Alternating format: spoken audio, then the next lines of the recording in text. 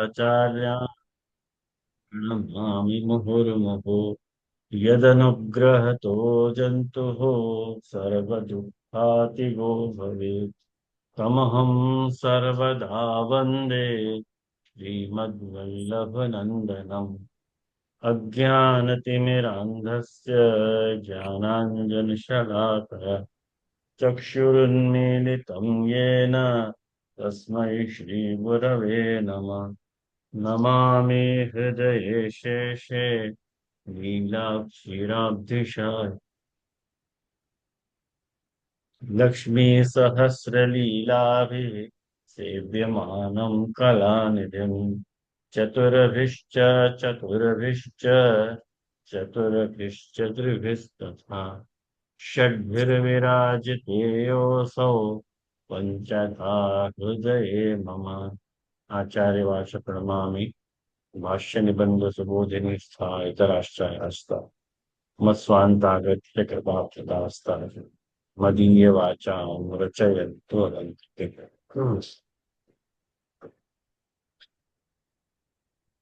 બધાને એક્ઝામ માટે best of luck. 7 તારીખે પરીક્ષા છે અને પેપર બનીને રેડી થઈ ગયું છે અને જે કંઈ પણ પૂછવું હોય એ પૂછી શકાય છે। આજનો દિવસ તમારી પાસે છે। જે 7મી ના બદલે 14 કરી હતી ને? કેમ આપણે 14 કીધું હતું। 14 કીધું તું? હા, અચ્છા જે 14 અચ્છા 14 કીધું। ओके जे मैं ना 12 तारीख से 18 तारीख तक नहीं हूँ, तो मैं एग्जाम बाद में दे सकती? हाँ, गुजराती में आएगा आपको पेपर गुजराती में? और नहीं, मेरे को हिंदी में आ जाएगा। नहीं, हिंदी में तो नहीं बनाया पेपर, मैंने गुजराती में बनाया। तो मैं रहने दो कोशिश आप। करूं, मैं हाँ कोशिश करूंगी जी। आप हाँ, बस भेजिएगा, मैं कोशिश करूंगी। मैं 18 को आऊंगी, 19 को दे दूंगी। ठीक है।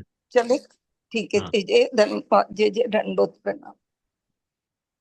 આજે જે ઇમ્પોર્ટન્ટ વાત મારે ડિસ્કશન કરવાની હતી, જે બતાવવાની મારે રહી ગઈ હતી, એ આજે હું શેર કરી દઉં। પછી એક્ઝામમાં પૂછાશે તો પછી તમે કહેશો કે હા તો અમને બતાવ્યું જ નથી। છતાંય જે 6 લક્ષણો બતાવ્યા, પેજ નંબર આપણું થઈ ગયું ને આમ તો? बाकी चलिए, जे जे ક્યાં બાકી? माहेश्वर, મહેશ્વર બાકી माहेश्वर છે। और परमात्मा, મહેશ્વર दो હે? बाकी है। महेश्वर और परमात्मा दो મહેશ્વર અને बाकी है। પરમાત્મા બાકી છે, વાંધો નહીં। हाँ, हाँ। तो महेश्वर कहे थे प्रभुन को देवादिदेव समझने, पेज नंबर 520 ऊपर। महेश्वर कहे थे प्रभुन को देवाधिदेव समझने, जीव हूँ अपने देह सो अनुष्ठित होते कर्मन के अनुष्ठान और फल भोग में स्वयं को ईश्वरवत अज्ञानवश मान सके, परंतु ताके हुए ईश्वर अंत में तो प्रभु ही हैं, सो तिनको महेश्वर कहो जाते हैं। सो क्यों? जो શું કહેવા માંગે છે, આ શરણાગતિનો 5મો અંગ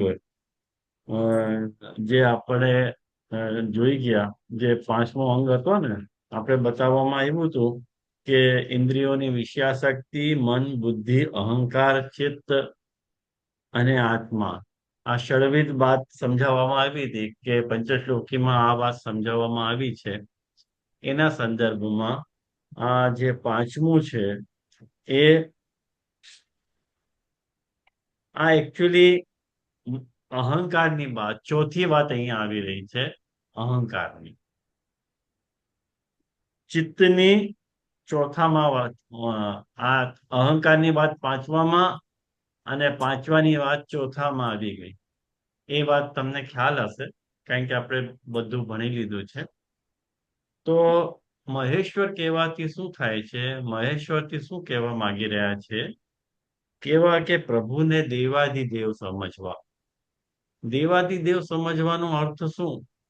કે પ્રભુ જે છે દેવોના પણ દેવ છે, દેવાધિદેવ, દેવોના પણ દેવ છે. એટલે બધા દેવોની ઉપર પ્રભુ બિરાજે છે. પ્રભુ કોઈના આધીન નથી, બધા પ્રભુના આધીન છે. એ જે વાત છે એ અહીંયા મહેશ્વર પદથી કહેવામાં આવી રહી છે કે પ્રભુ મહેશ્વર છે. અને એ વાત સમજાવવા માટે અહીંયા જે વાત કહેવામાં આવી રહી છે કે जीव हु अपने देह सु अनुष्ठित होते कर्म के अनुष्ठान. જે કર્મ તમે પોતાના દેહથી કરી રહ્યા છો, અનુષ્ઠાન એટલે કરવું. જે કર્મ તમે કરી રહ્યા છો, દેહથી જે કર્મનો અનુષ્ઠાન કરી રહ્યા છો, દેહથી કર્મ કરી રહ્યા છો, અને જે કર્મ કરવાથી તમને જેવા પ્રકારના ફલનો ભોગ પ્રાપ્ત થઈ રહ્યો છે, એમાં તમે અજ્ઞાનવશ આમ માની શકો કે હું ઈશ્વર છું, કારણ કે બધું જ કર્મ મેં કર્યું છે, એટલે આનો ફલના ભોગ ઉપર પણ મારો જ અધિકાર છે. પણ અહીંયા જે વાત સમજાવવામાં આવી રહી છે એ અજ્ઞાનવશ તમે આવું ધારી શકો કે હું ઈશ્વર છું, પણ એના પણ ઈશ્વર જે છે પ્રભુ છે. ઈશ્વર એટલે સમજો ને, ઈશ એટલે કંટ્રોલ કરવાનો જે ગુણ હોય એને ઈશ કહેવાય. ઈશ એટલે કંટ્રોલર, નિયામક.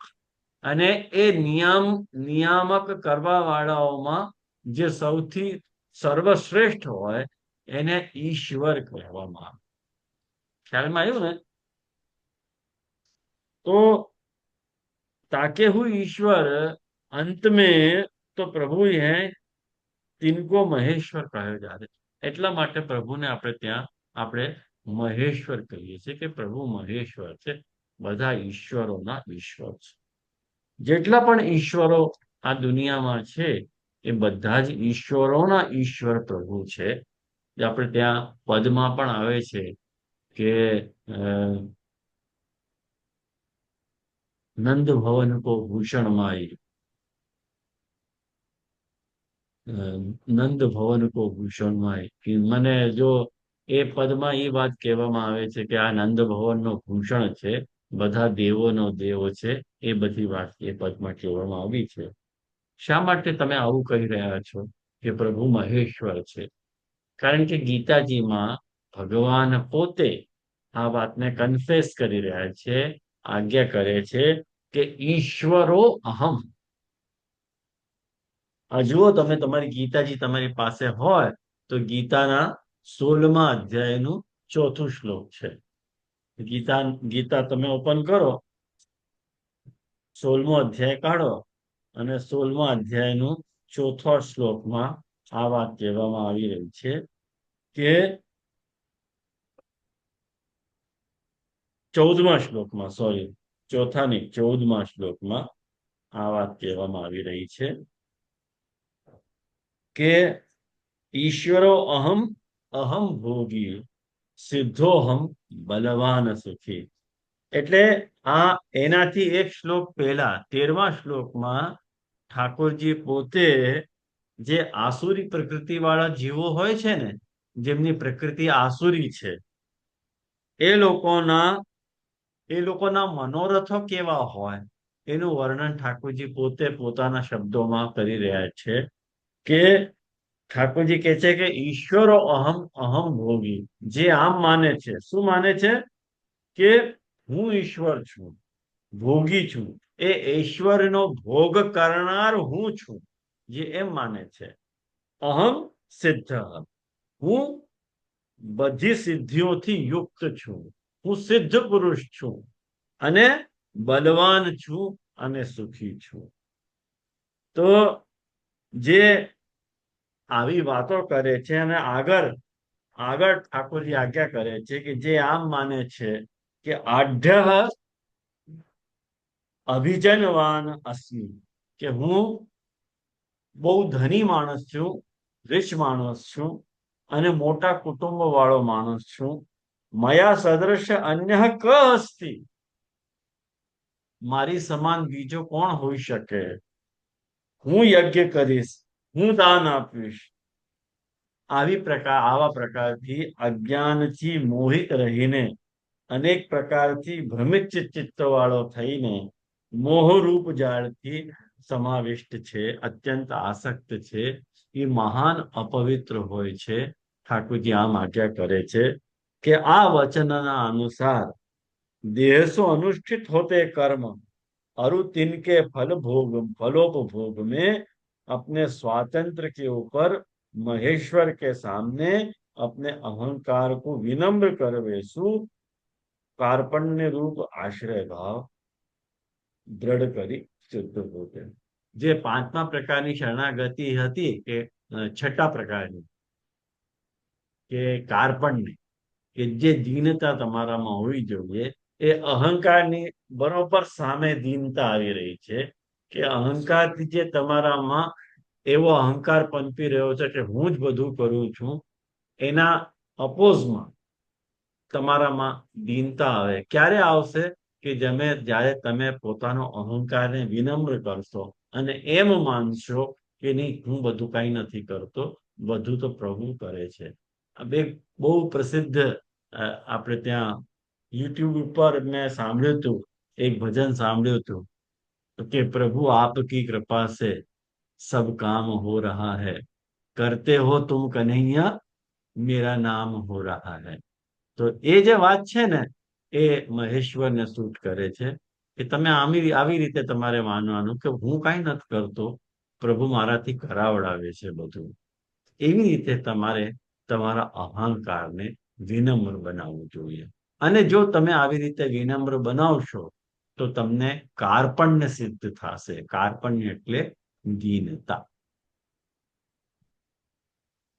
ખ્યાલમાં આવ્યું તમને?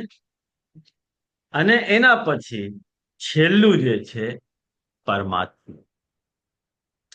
હવે પરમાત્મા કહે તે પ્રભુ કો સ્વરૂપ જે છે પરમાત્મા હોવે કો જાણીએ.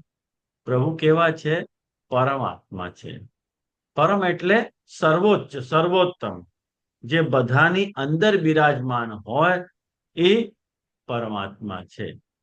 એવો કોઈ જીવ નહીં હોય કે જેની અંદર પરમાત્માનો વાસ ન હોય. દરેક જીવની અંદર, દરેક જીવની જે આત્મા છે એની અંદર પરમાત્મા બિરાજતા હોય. હવે એક બહુ મજેદાર વાત હું તમારી સાથે શેર કરી રહ્યો છું. જો તમે લખી રહ્યા છો પોઈન્ટ્સ બધા, તો પોઈન્ટ્સ લખી લેજો. જો એક વાત, આત્મા, ચિદંશ, પ્રાણ, આ બધા એક જેવા શબ્દો દેખાય આપણને. ખ્યાલમાં આવ્યું ને? આત્મા, ચિદંશ, જીવ, પ્રાણ, આ બધા એક જેવા શબ્દો આપણને દેખાય, પણ વાસ્તવમાં એક જેવા શબ્દો નથી. તમે શાંતિથી આવી રીતે સમજી લો કે આત્માની મિનિંગ શું થાય. જુઓ, આત્માની મિનિંગ લખી લ્યો કે આત્માનો અર્થ સ્વરૂપ પણ થાય, આત્માનો અર્થ પ્રિય પણ થાય, આત્માનો અર્થ ઇસેન્સ પણ થાય. કે જ્યારે આપણે કહીએ કે આ મારી આત્મા છે, એટલે તમે કોઈને આવી રીતે કહી રહ્યા છો કે એ હું જ છું, તો આત્માનો અર્થ સ્વરૂપ થઈ ગયો. અને જ્યારે તમે આમ કહી રહ્યા છો કે આ મારી આત્મા છે, એટલે તમે એમ કહેવા માંગો છો કે અમુક વ્યક્તિ તમને પ્રિય છે, તો પ્રિયતાના અર્થમાં બી આત્મા શબ્દ વપરાય છે. ખ્યાલમાં આવ્યો ને? જેવી રીતે સ્વરૂપના અર્થમાં આત્મા શબ્દ વપરાય છે, એવી રીતે પ્રિયતાના અર્થમાં પણ આત્મા શબ્દ વપરાય છે.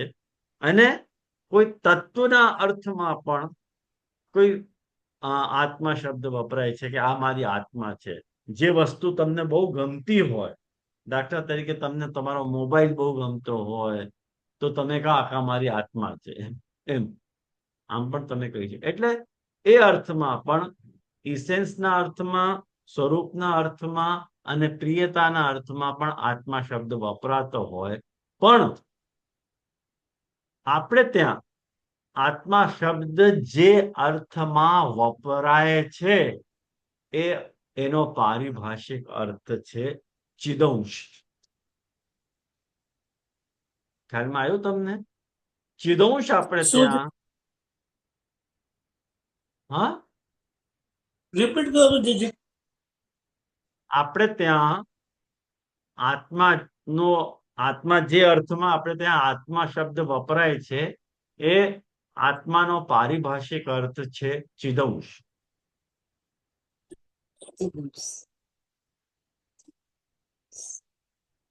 હવે તમને સાધારણ પ્રશ્ન આ થશે કે ચિદંશ એટલે હવે આત્મા, પ્રાણ અને ચિદંશ આમાં ત્રણેયમાં ફરક શું? તો પ્રાણ જે છે આપણે ત્યાં વાયુના અર્થમાં છે, આ સમજી લો. હવે કેવી રીતે આને સમજશો કે ચેતના શું છે? પ્રાણ અને અંતઃકરણથી બંધી હોવાથી ચેતના જે છે આપણા ચેતના જે છે પ્રાણ અને અંતઃકરણથી બંધી હોવાના કારણે આપણને એને ચેતના કહેવામાં આવે છે. દાખલા તરીકે કોઈ ટ્રેન ચાલતી હોય, ટ્રેન શેનાથી ચાલે છે? ઇન્જિનથી ચાલે છે. અને ઇન્જિન સાથે ડબ્બો જોડાય છે, તો ઇન્જિન જ્યારે ચાલે છે ત્યારે ડબ્બો પણ ચાલે છે. અને ડબ્બો જ્યારે ચાલે છે તો ડબ્બામાં બેઠેલા જે બધા યાત્રીઓ છે એ પણ ચાલે છે. ખ્યાલમાં આવ્યું ને?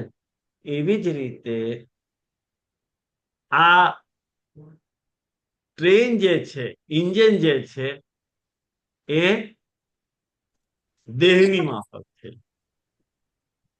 અને પ્રાણ અને અંતઃકરણ આ ડબ્બાની માનંદ છે. અને ટ્રાવેલર જે છે, જે યાત્રી છે એ ચિદંશ છે. ત્યારે દેહમાં જેટલા ક્રિયાકલાપો થઈ રહ્યા છે એટલે એના લીધે પ્રાણ અને અંતઃકરણમાં પણ ક્રિયાકલાપો થઈ રહ્યા છે. અને એ પ્રાણ અને અંતઃકરણના જે ક્રિયાકલાપો છે એ ચિદંશ સાથે પણ ઘટિત થઈ રહ્યા છે, કારણ કે ચિદંશ એનાથી સંકળાયેલો છે. એટલે આમ ચિદંશ જે હોય એને કોઈ લેવા દેવા નથી, કારણ કે જ્યારે દેહ છૂટી જાય છે ત્યારે જે ચિદંશ જે છે, આત્મા જે છે એ મુક્ત થઈ જાય છે, એનાથી છૂટો થઈ જાય છે. ખ્યાલમાં આવે તમને? આ વાત ખ્યાલમાં આવી? જીવ અને પ્રાણ અલગ અલગ શબ્દ છે, એ લખી લો કે જ્યારે તમે પ્રાણ કહી રહ્યા છો ત્યારે જીવ જરૂરી નથી, પણ જ્યારે જીવ કહી રહ્યા છો ત્યારે પ્રાણ જરૂરી છે. કારણ કે જીવને પ્રાણ હોય છે, પ્રાણને જીવ નથી હોતો. ખ્યાલમાં આવ્યું ને? જીવને પ્રાણ હોય છે, પ્રાણને જીવ નથી હોતો. પ્રાણન એટલે શ્વાસ લેવી અને શ્વાસ બહાર છોડવી, એને પ્રાણનની પ્રક્રિયા કહેવાય. એ ક્યારે થાય?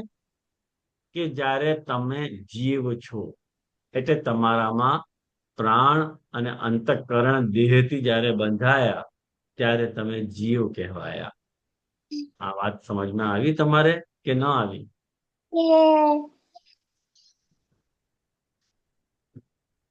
હા કે ના તો બોલો કોઈ. હા મને જી. કેવી રીતે ખાવું પડે? હે ભગવાન, હા યા ના બી નહીં ભગવાન. હા જી. બસ. સમજ્યા થોડા.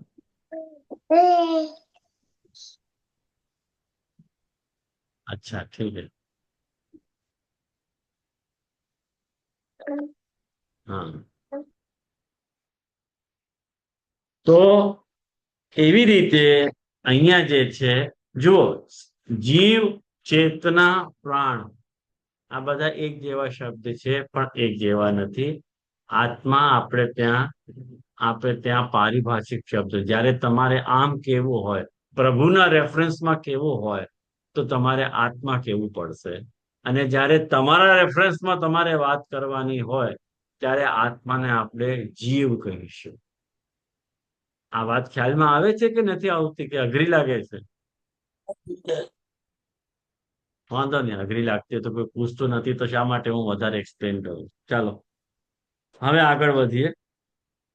પરમાત્મા કહે છે, પ્રભુ કો સ્વરૂપ પરમાત્મા હોવે કો જાનનો. પ્રભુનું સ્વરૂપ પરમાત્મા હોવાનું છે. સો કેસે, કેવી રીતે પ્રભુનું સ્વરૂપ પરમાત્મા હોવાનું છે? તો ભાગવતમાં ઠાકોરજી આજ્ઞા કરે છે કે હમ આત્માત્મના ધાતઃ પ્રેષ્ઠ સન પ્રેયસામપી અતો મયી રતિમ કુર્યાત દેહાદિ યત કૃતે પ્રિય. એટલે અહમ આત્મા આત્માનમ ભાતઃ, હું આત્માનો પણ આત્મા છું. અને તમને દુનિયામાં જે કોઈ પણ વ્યક્તિ પ્રિય લાગે છે એનાથી વધારે હું પ્રિય છું. કારણ કે બધામાં જે પ્રિયતા નામનો જે તત્વ તમને અનુભવાઈ રહ્યો છે એ મારા વતી જ અનુભવાઈ રહ્યો છે.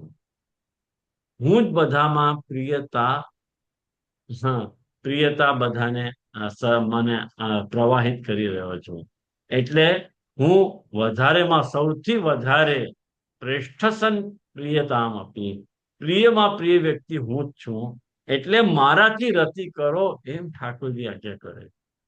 આ તો મયી રતિમ કુર્યાત, મારાથી તમે રતિ કરો, મારાથી પ્રેમ કરો.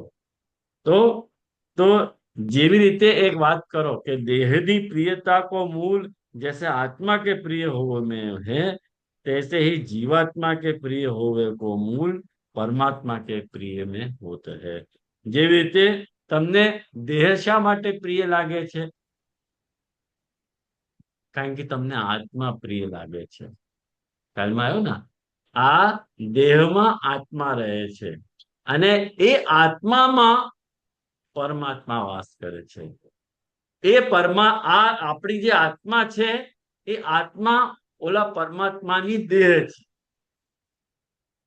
જેવી રીતે આપણી દેહમાં રહેલી આત્મા, એવી રીતે આપણી આત્મા અને આપણી આત્મામાં રહેલો પરમાત્મા, એવી રીતે આ બધું એકબીજાથી કનેક્ટેડ છે. એટલે તાતો શરણાગત જીવ आत्मना जब भगवान को प्रिय करी जानत है तब आत्मनिवेदन और आश्रय भाव सिद्ध भयो जानी. જ્યારે શરણાગત જે જીવ છે એ આત્મના, જેવી રીતે તમને તમારી આત્મા પ્રિય છે એવી રીતે જો તમને ભગવાન પ્રિય લાગવા માંડે તો ત્યારે આત્મનિવેદન રૂપ આશ્રય ભાવ સિદ્ધ ભયો જાની. તમને તમારી આત્મા શા માટે ગમે છે? કોઈ કારણ છે તમારી પાસે કે તમે પોતાની જાતને પ્રિય શા માટે લાગો છો? એનો કોઈ કારણ તમને જડશે? કોઈ તમારાથી આમ પૂછે કે તમે પોતાની જાતને પ્રિય કેમ માનો છો, તમને પોતાને ગમો કેમ છો? તમારી પાસે કોઈ ઉત્તર છે? એવો કેવો સવાલ? અમને તો ગમીએ જ ને, હું તો પોતાથી પ્રેમ કરું જ ને. એનો તો કોઈ ઉત્તર નથી. કારણ કે આપણી આત્મામાં નિર્હેતુક રતિ છે. એટલે વગર કોઈ હેતુથી આપણા અન્યને છોડીને બધાની સાથે આપણો જે કંઈ પણ સંબંધ છે એમાં કોઈ ના કોઈ પ્રકારની ઉપાધિ રહેલી છે. પણ જ્યારે આપણો આત્માની સાથે આપણો સંબંધની વાત આવે તો આપણે આપણી જાતને પ્રિય લાગીએ એનું કારણ આપણને મળતો નથી. એ જે નિર્હેતુક કારણ છે એવો જ કારણ જ્યારે તમને પ્રભુના પરમાત્મા પ્રત્યે આવો નિર્હેતુક રતિ તમને થઈ જાય ત્યારે તમારો આશ્રય ભાવ સિદ્ધ થઈ જાય, એમ કહેવા માંગે છે.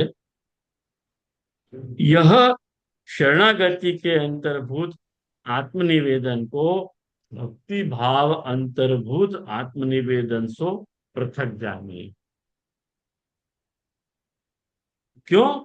जो शरणागति मार्गीय आत्मनिवेदन बोध रूप है, पर भक्ति मार्गीय केवल बोध रूप नहीं अपितु भाव रूप और समर्पण विनियोग पर्यवसायी सेवा रूप होत है. જો બહુ સરસ વાત અહીંયા કાકાજી સમજાવી રહ્યા છે કે જે શરણાગતિ માર્ગીય આત્મનિવેદન છે એ કેવલ સમજના લેવલ ઉપર છે. જુઓ, શરણાગતિ માર્ગમાં પ્રપત્તિ માર્ગમાં પણ આત્મનિવેદન થઈ રહ્યો છે અને ભક્તિ માર્ગમાં પણ આપણે આત્મનિવેદન કરી રહ્યા છીએ. પણ ભક્તિ માર્ગમાં જે આત્મનિવેદન કરવામાં આવે છે એ આત્મનિવેદન અને શરણાગતિ માર્ગમાં જે આત્મનિવેદન કરવામાં આવે છે તે આત્મનિવેદન બંને નોખા નોખા છે. શા માટે નોખા છે? કે શરણાગતિમાં સમજની લેવલ ઉપર એટલે બોધના લેવલ ઉપર તમે પ્રભુને આત્મનિવેદન કરી રહ્યા છો. ઇન પ્રેક્ટિકલ તમે કાંઈ નથી કરતા. તમારી સમજ તમે એમ સુધારવા માંગો છો કે ના, હું શરણાગત છું, હું મારી આત્માને નિવેદિત કરું છું પ્રભુ આગળ. તો આ જે તમારો આત્મનિવેદન છે એ ક્રિયામાં કન્વર્ટ નથી થતો, ખાલી સમજના લેવલ ઉપર ફિક્સ થઈ જાય છે. પણ જ્યારે ભક્તિ માર્ગમાં તમે આત્મનિવેદન કરી રહ્યા છો એનો અર્થ શું થાય કે તમે પ્રભુને સમર્પણ કરો છો. સમર્પણ કરો છો એટલું જ નહીં, તમે તમારી સત્તાને પ્રભુમાં વિનિયોગ કરો છો અને તમે ભગવત સેવા પણ કરો છો. આ ભક્તિ માર્ગીય આત્મનિવેદન અને શરણાગતિ માર્ગીય આત્મનિવેદનમાં અંતર છે. ખ્યાલમાં આવ્યું ને તમને? આત્મનિવેદન બંને ઠેકાણે છે, પણ બંને ઠેકાણે જે આત્મનિવેદન છે એમાં આ અંતર રહેલો છે. પેલું વાચિક છે, જે જેવું કહેવાય ને, શરણાગતિ રૂપ આત્મનિવેદન કાળી કેવળ વાચિક કહેવાય. વાચિક એને કહેવાય. વિનિયોગ હા, હા. બાકી ભક્તિ માર્ગે જે આત્મનિવેદન છે એ કાયિક છે. बरोबर ना? तो ऐसी षड्विधा शरणागति उच्चाधिकारी जीवात्मा के भीतर प्रमेय बदते शरण भाव के लिंगतया प्रकट होते. लिंग भाव એટલે લિંગતયા પ્રકટ હોતે એટલે એની ઓળખાણ બની જાય. આવો જે ઉચ્ચાધિકારી જીવાત્મા છે એ શરણાગત તો હોય જ ને. એમ ઉચ્ચાધિકારી હોય એવી ષડવિધા શરણાગતિનો ભાવ જે જીવના ભીતર મોજૂદ હોય એ શરણાગત તો હશે જ ને. એમાં કોઈ કહેવાની વાત છે? તો એ શરણાગતિ એનો લિંગ છે. લિંગ એટલે એની ઓળખાણ છે. મધ્યમાધિકારી જે હોય ને એની ભીતર આ જે 6 પ્રકારની જે શરણાગતિ છે એ અંગરૂપથી પ્રકટ થાય છે. અને જે જગન્ય અધિકારી હોય છે એના ભીતર એ શરણાગતિ કારણના રૂપમાં અનુસરણીય થાય છે. એ શરણાગતિને પોતાનો કારણ માનતો હોય. કરણ, અંગ અને લિંગ, આ 3 વાત થઈ. લિંગ એટલે એની ઓળખાણ બની જાય, એને લિંગ કહેવામાં આવે છે. અંગ એટલે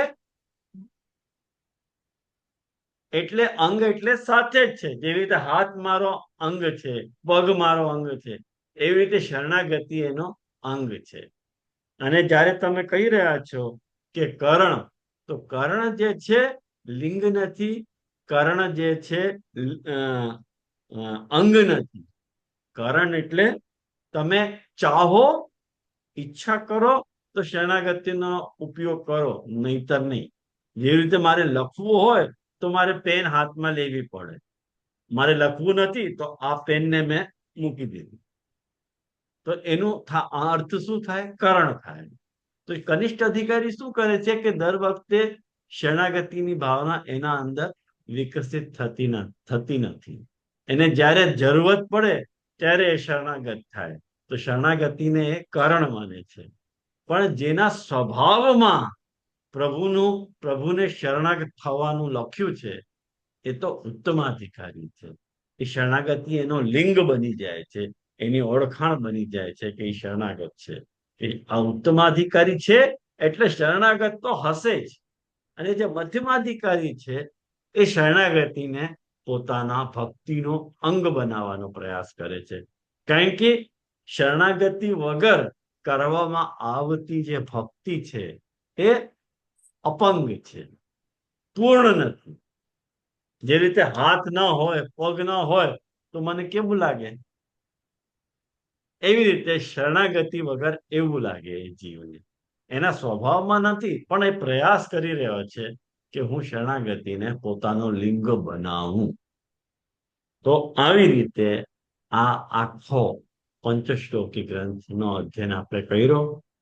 તો નેક્સ્ટ સોમવાર તમને રજા રહેશે, અને આ વખતે તો બસ આજે તો આટલું જ બાકી હતું. તો મેં તમને જે પોર્શન ભણાવવાનું બાકી હતું ભણાવી દીધું છે. જે તમારે કંઈ પૂછવાનું હોય એ તમે આનંદથી પૂછી શકો. એક વખત આજે જ આ લેક્ચર હું આજે જ અપલોડ કરી દઈશ, તો તમે ગમે ત્યારે સાંભળી શકશો. તો કદાચ 17 કે 18 એપિસોડ થયા છે પંચશ્લોકીના. તો તમને જ્યારે ફુરસત હોય તેવી રીતે સાંભળીને તમે તમારો હોમવર્ક કમ્પ્લીટ કરી શકો છો. બરોબર? કંઈ પૂછવું હોય તો પૂછી શકો. હમણાં આપ શરૂઆતમાં કહેતા હતા ને કે 6 વસ્તુ મારે કંઈક કહેવાની બાકી છે, ને પછી આપણે આ બાકી રહ્યું તે કીધું તો 2 બાકી છે, તો તે બતાવી દીધી મેં. બતાવી દીધી. ઓકે, હા. આજના નિરૂપણમાં આવી ગઈ. હવે જયારે એક્ઝામમાં પૂછવામાં આવશે ત્યારે તમને ખબર પડશે કે શું મેં બતાવ્યું.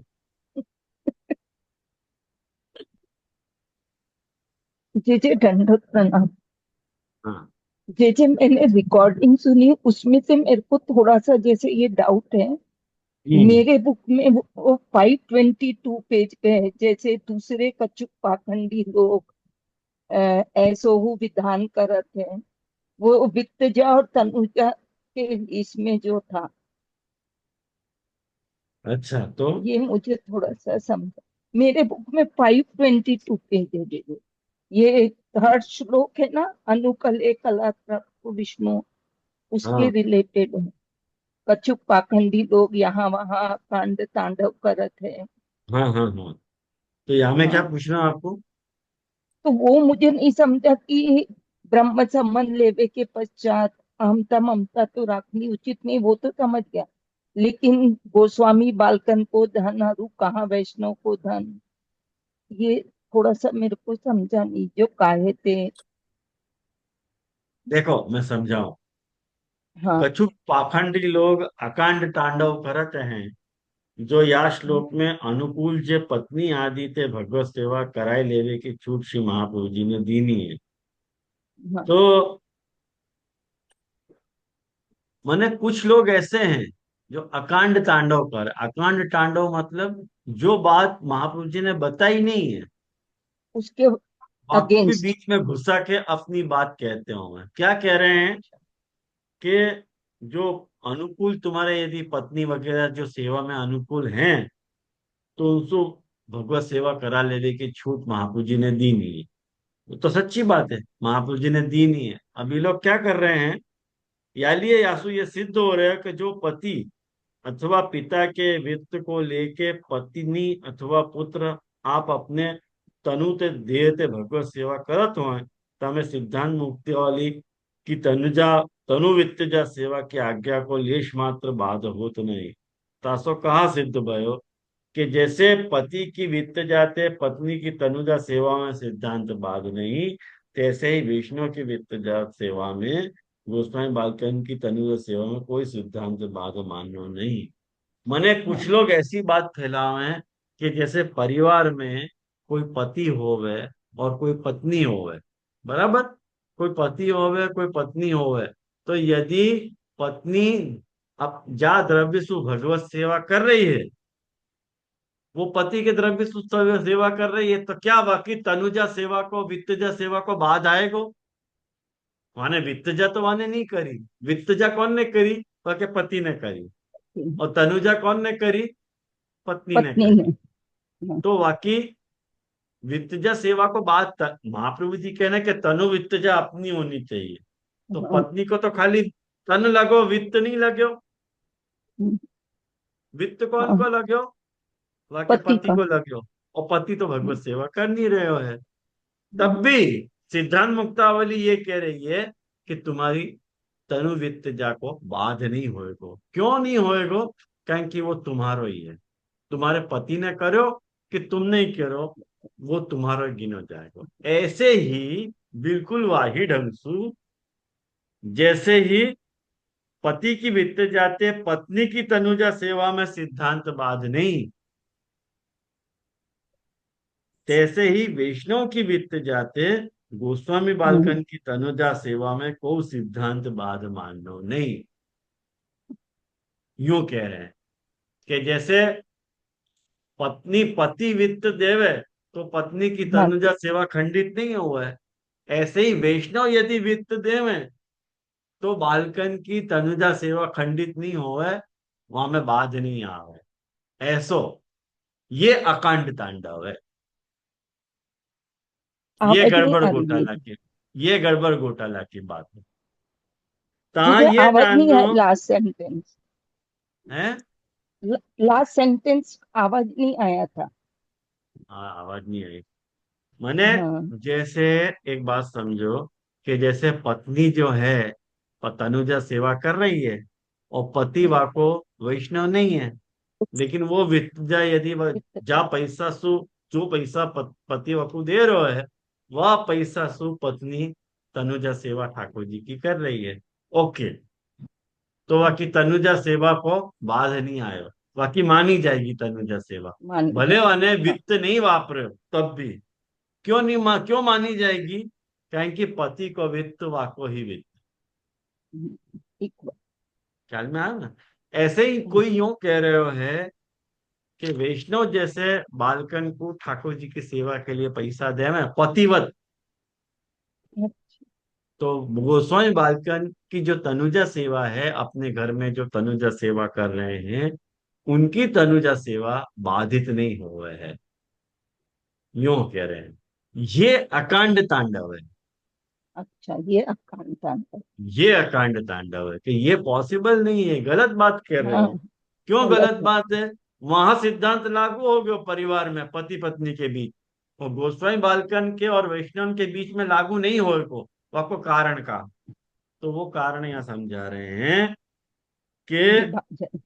पति पत्नी अथवा पिता पुत्र आदि में घर संपत्ति को विभाजन जो भयो ना होए, तब तो जो घर की संपत्ति होए तहां सबन को अविभक्त सत्व है।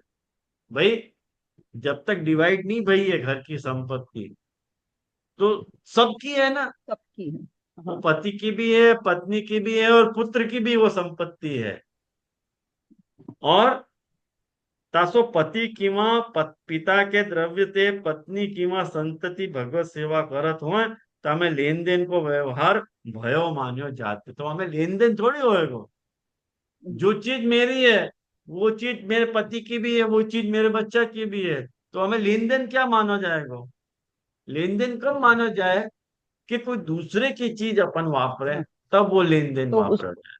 तो उसको रिटर्न भी करना पड़ता है वैसे। अब हमें कुछ ये लोग जो अकांड तांडव या ढंग को कर रहे हैं कि वैष्णव बालक को पैसा देवे तो उनकी तनुजा सेवा में बाध नहीं आवे, तो या को अर्थ तो ये भयो ना, या को अर्थ क्या भयो कि जो वैष्णव को पैसा है वो बालक को पैसा है, और जो बालक को पैसा है वो वैष्णव को से पैसा है। यदि ऐसा मान रहे हो तो बाधा नहीं तो आएगी। आई એવું તો समझ में? નથી માનતા हाँ હા હવે વૈષ્ણવની તો જેટલી બાળકો તો નથી પ્રોપર્ટી માનતા હોય, વૈષ્ણવની જેટલી પ્રોપર્ટી હોય એ બાલકની પણ છે, અને બાલક अच्छा પાસે જેટલી પ્રોપર્ટી હોય એ વૈષ્ણવની પણ છે। જો આવી અન્ડરસ્ટેન્ડિંગ એકબીજાની સાથે તમારે હોય તો કઈ જ ओके વાંધો નથી, તમારી તનુજા સેવા બાધિત થતી નથી। नहीं પણ જો समझ એવું ન હોય, તમને એવું લાગે છે કે મારી પ્રોપર્ટી મારી જ છે, બાવાની પ્રોપર્ટી બાવાની છે, તો પછી બાધા આવી ગઈ। वैष्णव जो पैसा दे रहे है वह तो पैसा वो सु उसका तुम अपने ठाकुर जी की तनुजा सेवा नहीं कर सको, नहीं कर नहीं सको, नहीं कर सको। कारण कि सत्ता को पर्दत भेद, सत्ता को भेद आ रहे हो, आया समझ में? समझा दीजिए बहुत सुंदर से। वहां में लेन देन को भेद नहीं आ रहा है। परिवार सत्ता में, का हाँ परिवार में लेन देन को भेद नहीं आ रहा है। लेन देन को भेद कब आवे? जब सत्ता अलग हो तब। सत्ता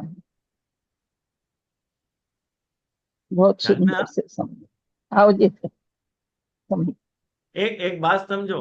मान लो अपन कर कसर करके घर चलाते हो, हाँ कर कसर करके घर चलाते हो, एक व्यक्ति अनाप शनाप खर्चा करे तो रोके कि नहीं एक दूसरे को कि हाँ भाई इतना खर्चा हाँ करने की जरूरत नहीं है, व्यर्थ की हाँ जी चीज लाने की जरूरत नहीं है। पत्नी लड़े कि नहीं कि नहीं कुछ नहीं हाँ करना, अभी कुछ मत मंगाओ। वो क्यों लड़े? अब खुद को ही पैसा है, भले पति को पैसा वो को नहीं मान रही है, खुद को ही पैसा मान रही है हाँ कि भाई पति को पैसा भी वही को पैसा है, क्यों खर्च करना चाहिए?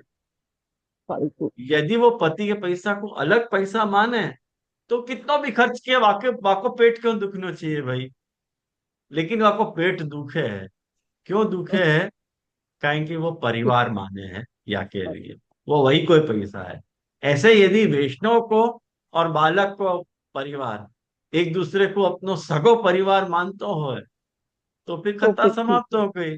तो वैष्णव के घर में भी यदि कोई लीला पधार जाए तो तुम सूतक पालो, और बालक के घर में भी कोई लीला पधार जाए तो वैष्णव सूतक हो पाले। सकता है। तो मान्य है, तो मान्य। अगर बहुत या सुंदर लिए से समझ। ये देवलकता के द्वार को हाँ खोले। जो बालक वैष्णव से पैसा लेके मनोरथ अपने के नाम पे या कोई दूसरे कारण से अपने ठाकुर जी की सेवा के नाम पे वैष्णव से पैसा ले रहे हो है, तो वो वो देवलक लियो जातो पैसा देवलकता के द्वार को खोल रहे हो है। देवलकता को देवलक। द्वार वाके लिए खुलो कर रहे हो कि भाई आजा घुस जाओ देवलकता में। आई समझ में? हाँ जी बहुत सुंदर समझ समझ। તો મહાપ્રભુજીની કૃપાથી આપણે પંચસ્તોકી ગ્રંથ પૂર્ણ કર્યો છે।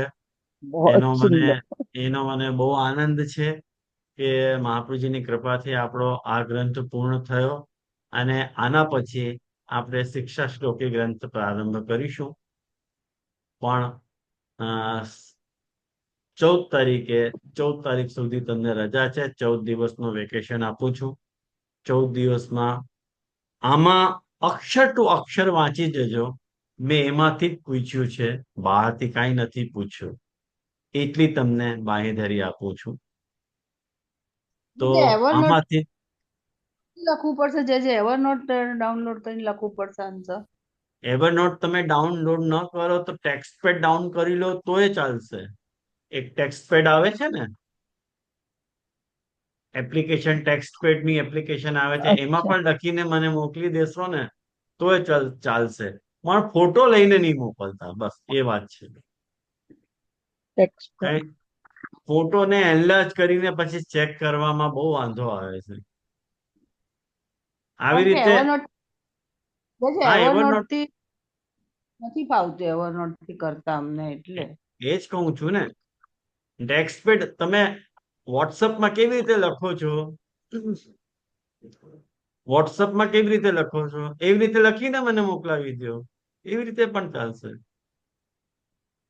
ટાઈપ કરીને ક્વેશ્ચન નંબર 1, ક્વેશ્ચન નંબર 1 નો ओके 1, 1 ની સામે કયો ABC, કયો આન્સર, તો 1 નો C, એવી રીતે 2 નો D, એવી રીતે આવી રીતે લખી। अच्छा ऐसे बहुत હા જય ભાગવત પ્રણામ। હા આપણે બોલો। ઈમેલમાં ટેક્સ્ટ કરીને મોકલી દે, ઈમેલમાં ટાઈપ કરીને પછી આપણે ઈમેલ કરી દઈએ તો ચાલે ને? તોય ચાલે, પણ હા, કેટલા મને પરીક્ષા આપવાના છે એ મને કહો પેલા, કેટલા આપવાના છે? હું નિશાત આપવાની છું। કોઈ હું આપીશ જે હું આપીશ। કોણ? તમે दीजिए मैं બીનાબેન, 19 तारीख को दूंगी। બીનાબેન 1, मैं ભાવના 19 હા, બેન तारीख को दूंगी जी કપિલાબેન देखो 2, शिव नीलाबेन 3, हाँ 3। मैं 19 तारीख को पढ़ जी मैं हाँ अवेलेबल नहीं चलेगा, हूँ ना। चलेगा। जी और जी को बस मैं 3 पूरी जने ही है? ट्राई करूंगी। ના હું આપીશ છે જે જિજ્ઞાસા ભાવના હું બેન પણ આપશે. આપીશ. कौन बोलो? जय श्री दंडवत प्रणाम। मैं पूरी ट्राई करूंगी ये वाला। ओके, मीना बेन 4, હું આપીશ જજે. જે હું જે આપીશ. દંડવત જિજ્ઞાસા હું પ્રણામ હું પણ પણ આપીશ. આપીશ. હું આપીશ. कौन? जिज्ञासा, जिज्ञासा 5, લીલા. હું હોતે આપીશ છે જે मेघना बेन 6, कितने भाई? 1 2 3 4 5 6 भाई। जयश्री बेन रूपम હા, भाई આપવાના હા છો, અનમ્યુટ કરીને બોલો। તેજશ્રી આઈ થિંક સંધ્યાબેન પણ આપવાના છે પણ કદાચ જોબ પર હશે એટલે બોલી નહીં શકતા હોય। ओके ओके, 6 2 8, 8 तो ये हो गए। હું और છે रूपम જે भाई અને જયશ્રી હું બેન તે આપવાની છું। આપવાના છે જે પરીક્ષા? જે ભાવના હું બેન બાર આપશે। અચ્છા, તો 10 અને ભાવનાબેન? જે હા હું જે હું તો બહારથી કેટલી વાર બોલી। ઓકે ઓકે ઓકે, ઠીક છે। હું તો બોલીને આપીશ છે જે જે બરાબર, મારી વાત સાંભળો, હા બહારથી સંજય, એક જે આ શબ્દ સંસ્કૃતમાં આવશે ગુજરાતીમાં આવશે? ગુજરાતીમાં જ। બહારથી આ- 21મી તારીખ સુધી બહાર છું જે અરે એવું નહીં ચાલે રૂપમભાઈ। ટ્રાય કરીશું મેરેજમાં અમે બંને મેરેજમાં જવાના સૌરાષ્ટ્રમાં 3 એવું? મેરેજ છે 12 થી 21 ટ્રાય કરીશ પૂરેપૂરી જજે વોટ્સએપમાં હું તમને ટ્રાય પૂરી કરીશ ઓકે, ઠીક છે, ચાલશે। ટ્રાય પૂરી કરીશ જીજે। તો मैं अभी જયશ્રીબેન અને રૂપમભાઈને નથી ગણતો, બાકી બધાને ગણું છું પેપર, તો એમને પેપર મોકલાવી દે। જો તમને આપવા હશો ને તો મને કહેજો, તો પેપર મોકલાવીશ, નહીં તો નહીં મોકલાવું। ઓકે, તો હા પેપર તો જે ગ્રુપમાં જ મૂકશો ને તમે આપશ્રી પછી તમે આપવાના નહીં તો મોકલાવીને શું કરો રૂપમભાઈ? એટલે ગ્રુપમાં અમુક છોડજો ને હું ટ્રાય પૂરી કરીશ જે જો ટાઈમ હશે તો જેટલું આવડશે એટલું પેપર ભરીશ વાલા ઓકે ઓકે, તો પછી મોકલાવી દઈશ, વાંધો નહીં, ચાલો। આજે ઓકે, તો બધાને એક્ઝામ માટે મારા બેસ્ટ ઓફ લક, અને બીજું કંઈ પૂછવું હોય તો પૂછી શકો।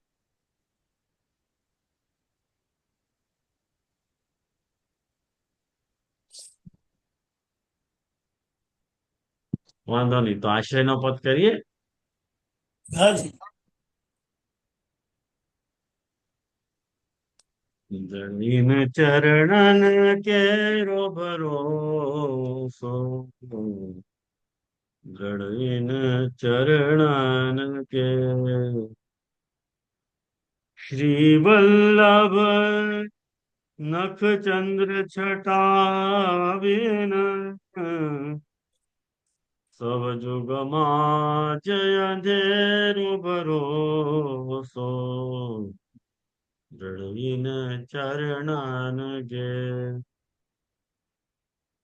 સાધન ઓર નહીં આકલી में जासो होय निवेद, सूर कहा कहे द्विविध आंधर, नाम को चेरो भरोसो, जड़विन चरणा